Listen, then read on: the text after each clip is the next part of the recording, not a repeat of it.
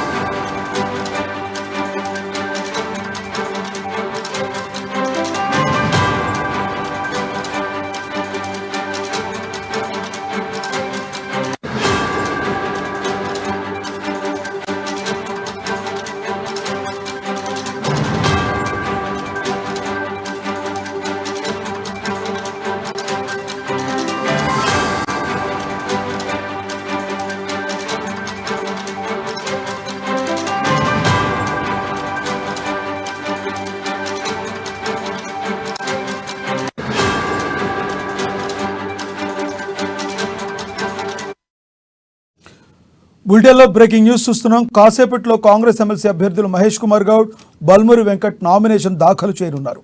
Nomination వేసేందుకు కాసేపటి క్రితమే వారు అసెంబ్లీకి చేరుకున్నారు. అభ్యర్థులను బలపరిచేందుకు డిప్యూటీ సీఎం భట్టి, మంత్రులు ఉత్తమ్, పొంగులేటి అసెంబ్లీకి వచ్చారు. మంత్రులతో పాటు ప్రభుత్వ విప్లు, ఎమ్మెల్యేలు కూడా అసెంబ్లీకి వచ్చారు. పార్టీలో కష్టపడి పనిచేసిన వారికి తగిన గుర్తింపు దక్కుతుందని మహేష్ కుమార్ గౌడ్, బల్మూరి వెంకట్లను చట్టసభలకు పంపడమే ఇందుకు ఉదాహరణ అని మంత్రి ఉత్తమ్ తెలిపారు. ఎమ్మెల్సీల ఎన్నికల ఏకగ్రీవం అవుతుందని భావిస్తున్నామని అన్నారు.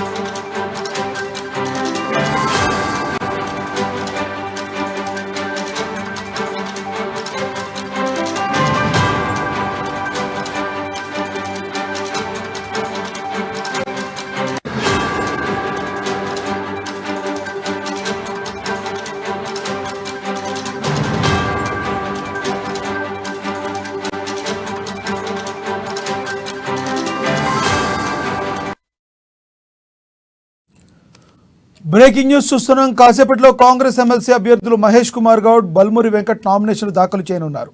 నామినేషన్ వేసేందుకు కాసేపటి క్రితమే వారు అసెంబ్లీకి చేరుకున్నారు. అభ్యర్థులను బలపరిచేందుకు డిప్యూటీ సీఎం భట్టి, మంత్రులు ఉత్తమ్, పొంగులేటి అసెంబ్లీకి వచ్చారు. మంత్రులతో పాటు ప్రభుత్వ విప్లు, ఎమ్మెల్యేలు కూడా అసెంబ్లీకి వచ్చారు. పార్టీలో కష్టపడి పనిచేసిన వారికి తగిన గుర్తింపు దక్కుతుందని మహేష్ కుమార్ గౌడ్, బల్మూరి వెంకట్లను చట్టసభలకు పంపడమే ఇందుకు ఉదాహరణ అని మంత్రి ఉత్తమ్ తెలిపారు. ఎమ్మెల్సీల ఎన్నిక ఏకగ్రీవం అవుతుందని భావిస్తున్నామని అన్నారు.